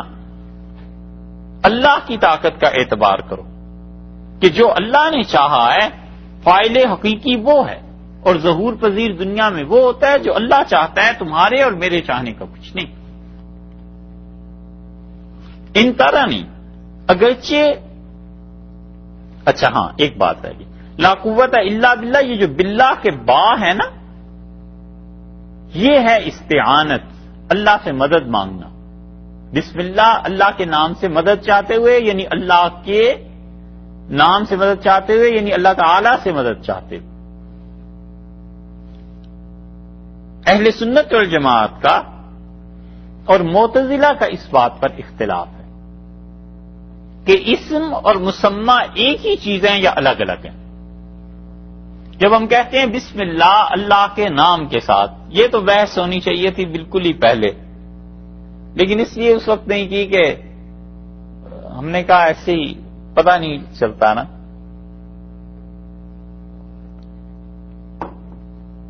بہرحال وہ کہتے ہیں کہ اسم الگ ہے، مسمى الگ ہے. اللہ نام جو ہے نا یہ ایک الگ چیز ہے، اور خود اللہ تعالی کی ذات وہ ایک الگ چیز ہے. تو جب ہم کہتے ہیں بسم اللہ، اللہ کے نام کے ساتھ، تو اللہ کا نام ہے یہ، اس سے ہم مدد مانگ رہے ہیں، اللہ سے مدد مانگنا بعد میں. اہل سنت والجماعت نے کہا بالکل نہیں. اشاعرہ اور ماتریدیہ کہتے ہیں کہ اسم اور مسمى ایک ہی چیز ہے، وہی اللہ ہے، وہی اس کا نام ہے. یہ جو تم فلسفے کی راہ سے اتنا کرتے ہو نا کہ نام الگ ہے اور شخصیت الگ ہے، اس چکر میں نہ پڑو. یہاں پر فرمایا، اور اس پہ اس نے بھی لکھا ہے، وہ زمخشری، انہوں نے بھی اس کی تفصیل لکھی ہے. لنگڑے ہو گئے تھے پر علم میں بادشاہ، جہاں جاتے تھے اور کہتے تھے، یا کوئی ملنے آتا تھا نا، بڑے بڑے لوگ ملنے آتے تھے ہر شہر میں جا کے، علم کے حلقے، علم بھی بڑا تھا اس کے پاس، تو اپنے نام کے ساتھ کہتا تھا کہ کوئی ملنے آیا تو اسے کہتا اپنے نوکر کو کہ جواب دو، اور انہیں کہو کہ ابو القاسم معتزلی اس وقت کام کر رہا ہے. جاتا تھا ملنے تو کہتا تھا اس سے جا کے کہو کہ زمخشری معتزلی ملنے آیا ہے. خاص طور پہ معتزلی اپنے آپ کے نام کے ساتھ لگاتے تھے وہ، تاکہ لوگوں کو پتا چلے. اور بیت اللہ میں جا کر رہے، سب چیزوں سے تھک ہار کے، اور اپنا لقب رکھا جار اللہ، اللہ تعالی کا ہمسایہ. اور اس میں بھی شرارت، کیونکہ عقیدہ ان کا اللہ تعالیٰ کے متعلق کچھ ایسے ہی تھا، تو اس میں بھی جار اللہ میں بھی یہی، اور بیت اللہ کے دروازے پکڑ کے کھڑا ہو جاتا تھا حج کے موقع پہ اور کہتا تھا تم اہل سنت میں سے کوئی آدمی ہے جو میرا مقابلہ کر سکے، آؤ میرے ساتھ مناظرہ کر لو. لوگ کتراتے تھے. زمخشری اور تھا یہ لنگڑا، ایک ٹانگ ٹوٹ گئی تھی. کسی نے پوچھا کہ کیا ہوا، ٹانگ کیسے ٹوٹ گئی؟ تو کہتا تھا میں بخارا پڑھنے کے لیے جا رہا تھا اور ہوا یہ کہ میرا ایسی زمانہ تھا، میں نے گھر میں چڑیا کو باندھ دیا، پکڑ لی چڑیا اور اس کی ٹانگ سے میں نے اسے باندھ دیا، اور میں نے جسے کھینچا زور سے، ایک دن تو اس چڑیا کی ٹانگ ٹوٹ گئی. تو میری ماں نے کہا کہ اللہ تیری بھی ٹانگ ایسے ہی توڑے جیسے تو نے اس بے زبان کے ساتھ کیا. تو کہتا تھا مجھے ماں کی بد دعا لگ گئی، اور میں جب گیا ہوں بخارا علم حاصل کرنے تو سواری سے گر پڑا، پھر میری ٹانگ ٹوٹ گئی. پھر جو اطباء تھے جمع ہوئے، انہوں نے کہا کاٹنے کے بغیر کوئی چارہ نہیں ہے. تو مجھے خیال آیا کہ ماں نے جو بد دعا دی تھی وہ پوری ہو. لیکن علم بڑا تھا اس آدمی کے پاس. وہ فرق کرتے ہیں یہ معتزلی اللہ کے نام میں اور اللہ کی ذات میں. ہم کہتے ہیں کوئی فرق نہیں، وہی اللہ ہے، وہی اس کی ذات ہے، وہی اس کا نام ہے. ہمارے نزدیک کوئی فرق نہیں. اس لیے یہاں پر جو باللہ ہے نا، یہ با استعانت کے لیے. خوارزم کہاں کا رہنے والا تھا یہ؟ زمخشر، خوارزم کا. خوارزم ایک تو وہ ہے نا جو سمرقند اور بخارا کے پاس ہے، ایک خوارزم تھا جو عراق کے پاس تھا، یہ وہاں کے رہنے والے تھے. ہم کہتے ہیں یہ باللہ جو ہے اس میں با اللہ سے مدد مانگنے کے لیے کہ لا قوت الا باللہ، کوئی طاقت نہیں ہے مجھ میں مگر اللہ سے مدد چاہتے ہوئے. اللہ ہی طاقت دے تو دے وگرنہ کچھ نہیں. ان ترنی انا اقل منک مالا وولدا، اگرچہ تم دیکھو کہ میرا مال کم ہے اور اولاد کم. یہ جو 39 نمبر آیت کا آخری ٹکڑا ہے نا، یہ اصل میں جواب ہو گیا 34 نمبر آیت کا. اس نے کہا تھا نا اکثر منک مالم واعز نفرا، میرے پاس مال زیادہ ہے اور میرا جتھا بڑا مضبوط ہے. اس نے جواب دے دیا. اس نے کہا اگرچہ میرے پاس واقعی مال تھوڑا ہے اور جتھا اور گروپ میرا مضبوط نہیں ہے، میرے دوست اتنے زیادہ نہیں ہیں، مگر حق اور سچائی تو میرے پاس ہے. میں اللہ کو تو مانتا ہوں، اللہ تعالی کی قدرت، قوت، ان چیزوں کو تو اقرار کرتا ہوں. فآثار بھی سو عین ممکن ہے میرا پروردگار نہیں یوتیانی خیرم من جنتک، اللہ تعالی دے مجھے تیرے باغ سے بہتر باغ. کوئی چیز اللہ تعالی مجھے دے دے اور وہ تیرے باغ سے اچھی چیز میرا پروردگار مجھے دے دے. وَيُرْسِلَ، اور وہ بھیج دے علیہا، اس تیرے باغ کے اوپر حسبانا، بھبوکا. بھبوکا سمجھتے کیا کہیں؟ ایسی ہوا جس میں آگ ملی ہوئی، اسے کہتے ہیں بھبوکا. حسبان اصل میں ایسی مصیبت کو کہتے ہیں جو بغیر اسباب کے، طبعی اسباب کچھ نہ ہو اور ایک دم سے نازل ہو جائے. غیب سے کوئی ایسا عذاب آ جائے جس کے طبعی اسباب کچھ نہ ہو.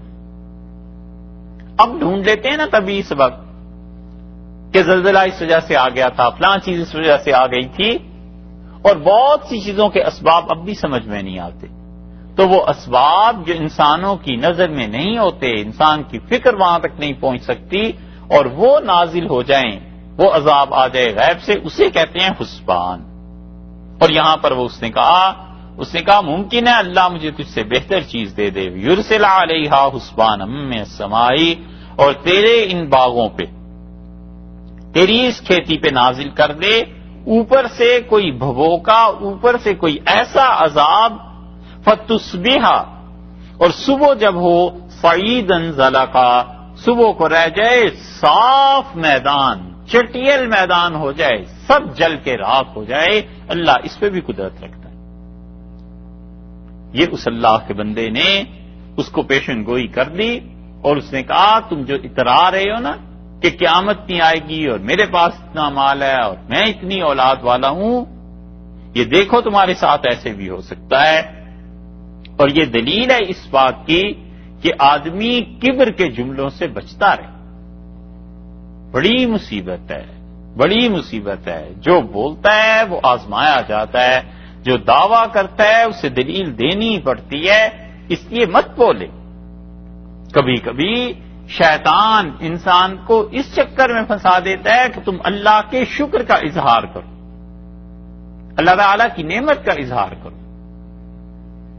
اور وہ بندہ کہتا ہے شکر ہے اللہ کا میرے پاس بڑا مال ہے، اللہ کا شکر ہے میری اولاد دیکھیے کہاں کہاں پہنچ گئی ہے.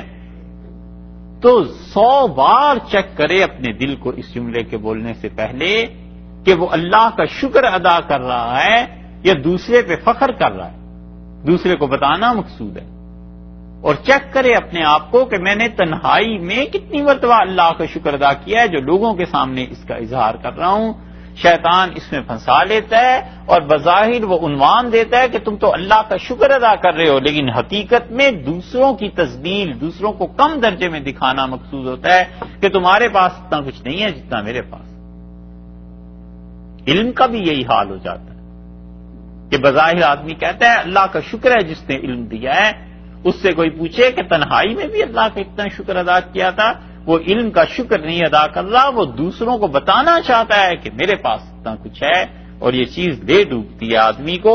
اس لیے اس نے اس سے کہا کہ دیکھو اللہ مجھے تمہاری اس باغ سے بہتر چیز دے سکتا ہے اور دے دے گا. اور اس پہ آسمان سے اوپر سے کوئی آفت نازل ہو گئی تو پھر کیا ہوگا؟ فتصبح صعیدا زلقا، چٹیل میدان رہ جائے گا.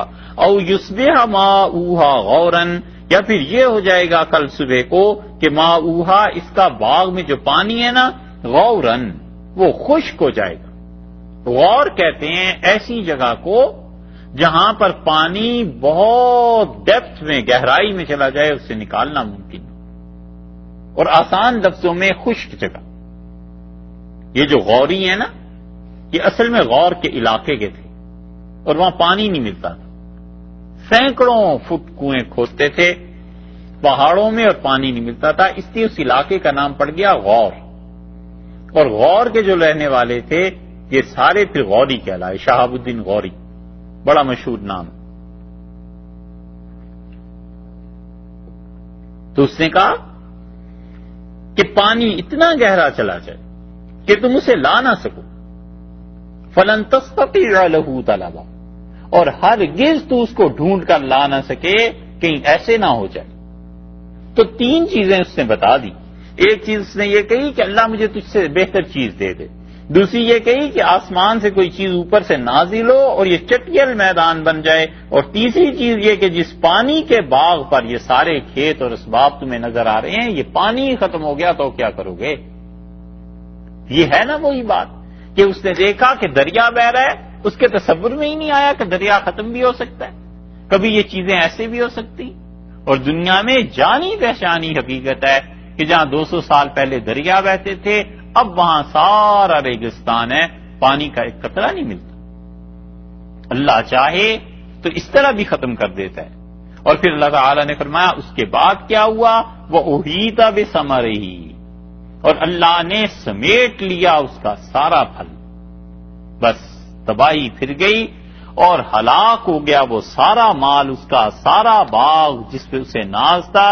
فَأَصْبَحَ، اور اس حال میں اس نے صبح کر لی کہ یقلب کفیہ، اپنے ہاتھوں کو نچاتا تھا، اپنے ہاتھوں کو پلٹتا تھا، ہاتھ پہ ہاتھ ملتا تھا. یقلب کفیہ، اپنی دونوں ہتھیلیوں کو کیا کرتا تھا؟ ملتا تھا. اللہ اس چیز پر ما انفق فیہا، جو کچھ خرچ کیا تھا نا اس نے اس باغ میں، اس پہ روتا تھا، ملتا تھا دونوں ہاتھ. فہی خاویۃ علی عروشہا، اور وہ باغ گر پڑا راتوں رات اور نیچے کی طرف جھک گیا. درخت سارے ٹوٹ گئے، اس کے کھجور وہ انگور جو لگائے ہوئے تھے وہ بیلیں ٹوٹ گئیں. اور ایسی چیز آئی کہ وہ سارے باغ کو واقعی چٹیل میدان بنا گئی ایسا. اور یہ اپنے ہاتھ ملتا تھا اور کہتا تھا وہ یقول، اور کہتا تھا یا لیتنی، اے کاش، لم اشرک بربی احدا، میں نے اپنے پروردگار کے ساتھ کسی کو شریک نہ کیا، کاش میں نے شرک کی راہ نہ اپنائی ہوتی. یہ اس کا اپنا اقرار آ گیا نا شرک کا. اس لیے وہ جو اوپر آیا ہے نا 37 نمبر آیت میں کہ اکفرت بالذی خلقک من تراب، کیا تم کفر کرتے ہو اللہ کا جس نے تمہیں مٹی سے پیدا کیا ہے؟ وہاں ہم نے عرض کیا تھا کہ یہاں کفر سے مراد شرک ہے، مفسرین لکھتے ہیں تو وہ یہ بھی دلیل ہے اس کی کہ اس نے کہا لم اشرک بربی احدا، کاش میں نے اللہ کے ساتھ شرک نہ کیا ہوتا۔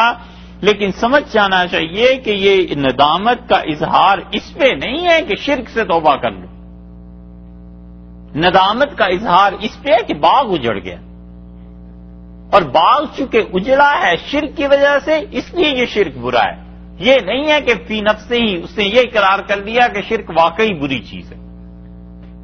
دونوں چیزوں میں بہت مائنر فرق ہے۔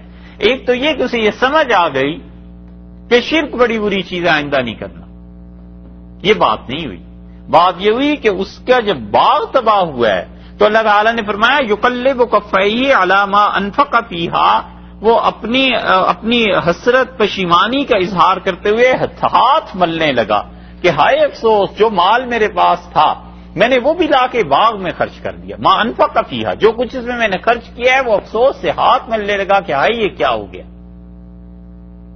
تو افسوس کی وجہ سے کہتا ہے، مال کے افسوس کی وجہ سے کہ کاش میں نے شرک نہ کیا ہوتا، یہ مال بچ جاتا۔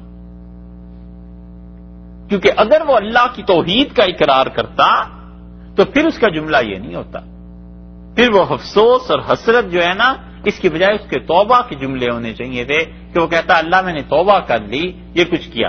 لیکن اللہ تعالیٰ نے علت اس کی یہ بیان کی ہے کہ علاما انفق فیہا، جو کچھ پیسے خرچ کیے تھے جب وہ ڈوبے ہیں، وہی خاویۃ علی عروشہا، اور جب باغ کو برباد دیکھا ہے تو اب کہتا ہے کہ کاش میں نے شرک نہ کیا ہوتا۔ اور اللہ نے فرمایا ولم تکن لہ، اور نہیں ہوا فئۃ، کوئی بھی گروہ، ینصرونہ، جو اس کی مدد کرتا، کوئی جماعت نہیں ہوئی جو اس کی مدد کرے۔ یہ جواب ہو گیا وہ اس پہلے جملے کا کہ اس نے کہا تھا اعز نفرا، میرا گروہ بہت بڑا ہے۔ اللہ نے فرمایا کوئی گروہ اس کی مدد نہیں کر سکا من دون اللہ، اللہ کو چھوڑ کے، وما کان منتصرا، اور وہ ایسا بھی نہیں ہو گیا کہ ہم سے بدلہ لے لیتا۔ اتنی طاقت کہاں سے آ گئی تھی، اتنی قوت کہاں سے آ گئی تھی؟ وما کان منتصرا، منتصرا کے دو ترجمے کیے گئے ہیں۔ منتصر کہتے ہیں بدلہ لینے والے، تو ایسا بھی نہیں ہو سکا کہ ہم سے بدلہ لے لیتا۔ کتنا گروپ اس کا ہو گیا، کتنے پیسے اس کے پاس تھے، ہم سے بدلہ لے لیتا نا پھر جب ہم نے گرفت کی اور ہم نے پکڑ کی۔ اور دوسرا مطلب یہ ہے منتصرہ کہتے ہیں بچا لینے والے کو، وما کان منتصرا، اور وہ اپنے آپ کو بچا بھی تو نہیں سکا ہمارے عذاب سے، بچا لیتا، اپنے ساتھیوں کو بلا لیتا۔ راتوں رات یہ جو اس کے ساتھ قصہ پیش آیا ہے، یہ سب چیزیں اس کے سامنے تھیں، ہم نے اس کو تباہ کر دیا اور نہیں بچا سکا۔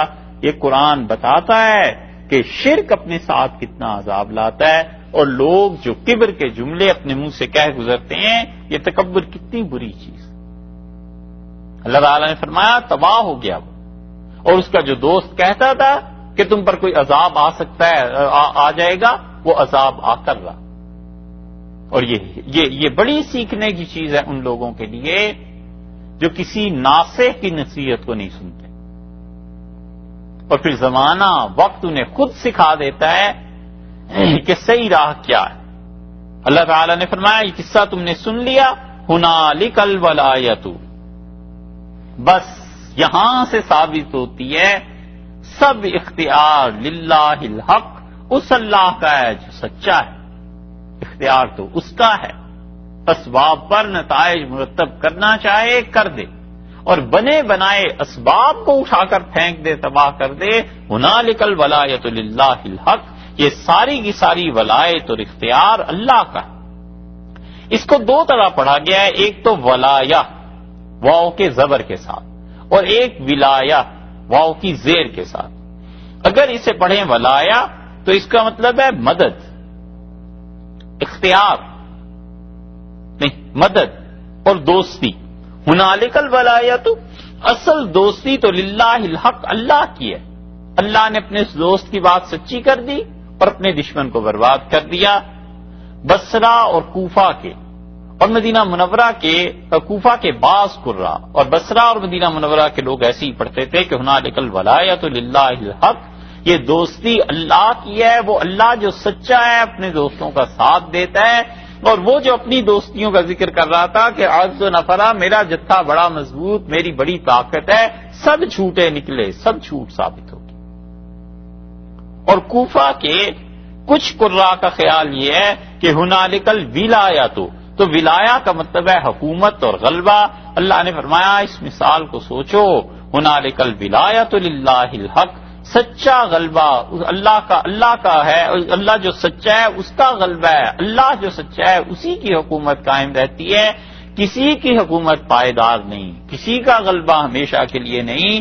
جو مالک حقیقی چاہے وہ ہوتا ہے، چاہے تو اسباب کو بنا دے، چاہے تو اسباب کو تباہ کر دے، اور چاہے تو اسباب پر نتائج کو مرتب ہونے دے، نہ چاہے تو نہ ہونے دے. ہوا خیر ثوابا، اور اللہ ہی ہے، اسی کا انعام سب سے اچھا ہے. وہ جو انعام دیتا ہے سب سے اچھی چیز ہے. وخیر عقبا، اور اللہ ہی کی ذات ہے، وہ جو بدلہ دیتی ہے لوگوں کو سب سے اچھا بدلہ ہے. یعنی جو لوگ نیکی کے کام کرتے ہیں انہیں جو اس کی جزا ملتی ہے، جو انہیں ثواب ملتا ہے، اللہ ہی سب سے زیادہ اچھا بدلہ دینے والا ہے. اللہ ہی کے ہاں ان لوگوں کے لیے سب سے زیادہ اچھا اجر ہے جو اللہ پر بھروسہ کرتے ہیں. بس